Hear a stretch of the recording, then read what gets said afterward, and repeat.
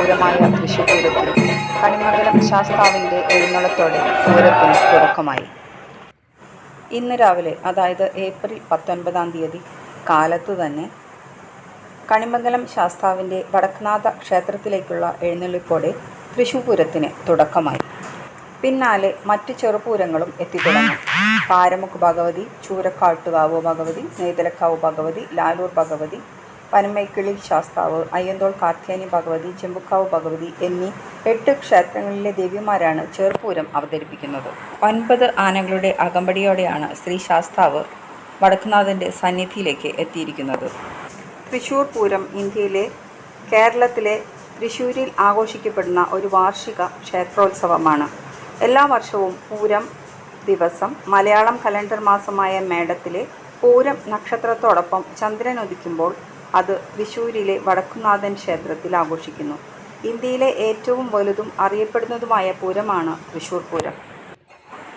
1751 മുതൽ 1805 വരെ കൊച്ചി ഭരിച്ചിരുന്ന രാജാവ് ശക്തൻ തമ്പുരാൻ അഥവാ രാമവർമ്മ രാജാവാണ് തൃശ്ശൂർ പൂരത്തിൻ്റെ സൂത്രധാരൻ.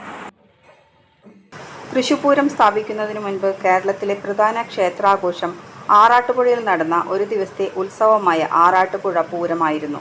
തൃശ്ശൂരിലെയും പരിസരങ്ങളിലെയും ക്ഷേത്രങ്ങൾ പതിവായി പങ്കെടുത്തിരുന്നു. 1798 ആറാട്ടുപുഴ പൂരത്തിന് തൃശ്ശൂരിൽ നിന്നുള്ള ക്ഷേത്രങ്ങൾ തുടർച്ചയായി പെയ്ത മഴ കാരണം വൈകിയതിനാൽ പരേഡിൽ പ്രവേശനം നിഷേധിക്കപ്പെട്ടു. നിരാകരിച്ചതിൽ നാണക്കേടും ദേഷ്യവും തോന്നിയ ക്ഷേത്രം ഭാരവാഹികൾ ശക്തൻ തമ്പുരാനുമായി വിഷയം ചർച്ച ചെയ്തു. തൽഫലമായി വടക്കുംനാഥൻ ക്ഷേത്ര പരിസരത്തുള്ള 10 ക്ഷേത്രങ്ങളെ ഒന്നിപ്പിച്ച് തൃശ്ശൂർ പൂരമുത്സവം അല്ലെങ്കിൽ കേരളത്തിലെ പൂരമുത്സവം ഒരു പൊതുപരിപാടിയായി ക്രമീകരിക്കാൻ അദ്ദേഹം തീരുമാനിച്ചു. വടക്കുംനാഥൻ ക്ഷേത്രത്തിലെ അധിപനായ ഭഗവാൻ വടക്കുംനാഥനെ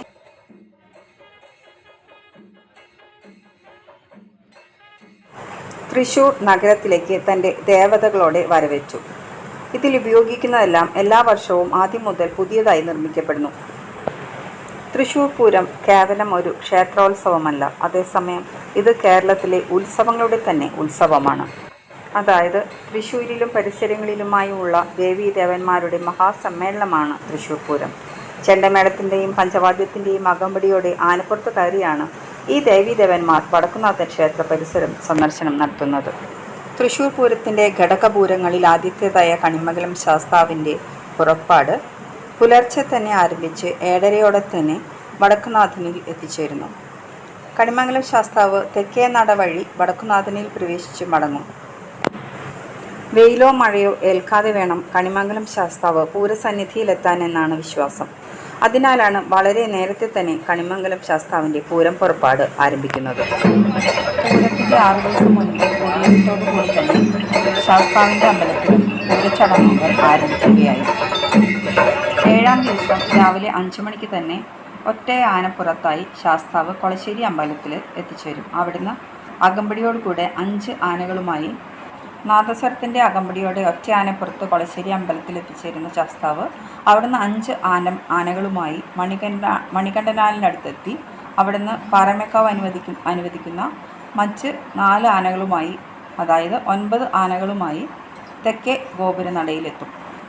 തെക്കേ നട വഴി അടഞ്ഞുകിടക്കുന്ന ഗോപുരവാതിൽ തള്ളിത്തുറന്ന് ആണ് ശാസ്താവ് വടക്കുംനാഥനിലേക്ക് പ്രവേശിക്കുന്നത്. ബൃഹസ്പതി ഗുരുവായ ശാസ്താവ് എല്ലാ പൂരങ്ങൾക്കും മുൻപ് തന്നെ പൂരം വീക്ഷിക്കുന്നതിനായി നേരത്തെ തന്നെ വടക്കുംനാഥനിൽ പ്രവേശിക്കുന്നു എന്നാണ് ഐതിഹ്യം. ബൃഹസ്പതി ഗുരുവായ ശ്രീ ശാസ്താവിന് മുൻപിൽ ശ്രീ വടക്കുംനാഥൻ പോലും എഴുന്നേറ്റ് നിൽക്കണമെന്നാണത്രേ ആചാരം. അതുകൊണ്ട് തന്നെ അവർ പരസ്പരം നേർക്കുനേർ കാണാത്ത രീതിയിലാണ് ഉള്ളിലേക്ക് പ്രവേശിക്കുന്നത്. തെക്കോട്ട് തെക്കേ ഗോപുര നട വഴി ഉള്ളിലേക്ക് കടന്ന ശ്രീ ശാസ്താവ് മേളം കൊട്ടി ശ്രീമൂലസ്ഥാനത്തേക്ക് പടിഞ്ഞാറോട്ട് തിരിഞ്ഞാണ് നിൽക്കുന്നത്. മേളം കൊട്ടി പുറത്തേക്ക് കടന്ന് വീണ്ടും ശ്രീമൂലസ്ഥാനത്ത് വന്ന് പടിഞ്ഞാറോട്ട് തിരിഞ്ഞു തന്നെയാണ് നിൽക്കുന്നത്, പരസ്പരം കാണാത്ത രീതിയിൽ. നമ്മൾ ഇപ്പോൾ കാണുന്നത് ശ്രീ ശാസ്താവ് തെക്കേ ഗോപുരനട തള്ളിത്തുറന്ന് ഉള്ളിലേക്ക് പ്രവേശിക്കുന്ന കാഴ്ചയാണ്. കൂടെ അകമ്പടിയായി വന്നിട്ടുള്ള മറ്റ് 8 ആനകളും ഈ ഗോപുര നടവഴി ഉള്ളിലേക്ക് പ്രവേശിക്കുന്നു. പ്രസിദ്ധമായ തൃശ്ശൂർ പൂരത്തിൻ്റെ മുഖ്യ കാർമ്മികൻ തന്നെയാണ് കണിമംഗലം ശാസ്താവ്. കണിമംഗലം ശാസ്താവ് വടക്കുംനാഥൻ ക്ഷേത്രത്തിൽ പ്രവേശിക്കുന്ന ആദ്യ പൂരമാണ്. തൃശ്ശൂർ പൂരത്തിൽ പങ്കെടുക്കുന്ന എല്ലാ ദേവതകളുടെയും സംരക്ഷകനാണ് കണിമംഗലം ശാസ്താവ്. തൃശ്ശൂർ പൂരത്തിൽ പങ്കെടുക്കുന്ന മറ്റു പൂരങ്ങളെ പാറമേഘ വിഭാഗം, തിരുവമ്പാടി വിഭാഗം എന്നിങ്ങനെ 2ആയി തരംതിരിച്ചിട്ടുണ്ട്. 36 മണിക്കൂർ നീണ്ടു നിൽക്കുന്ന തൃശ്ശൂർ പൂരം വടക്കുംനാഥനെ ദർശിക്കുന്നതിന് കൃത്യമായ സമയക്രമവും നിർദ്ദേശിച്ച വഴിയും പിന്തുടരുന്നുണ്ട്.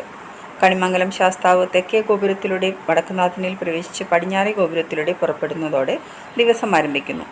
ചെമ്പുക്കാവ് ഭഗവതി, പനമുക്ക് ഭഗവതി, പാറമേക്കാവ് ഭഗവതി എന്നിവർ കിഴക്കേ ഗോപുരത്തിലൂടെ പ്രവേശിച്ച് തെക്കേ ഗോപുരത്തിലൂടെ പുറപ്പെടുന്നു.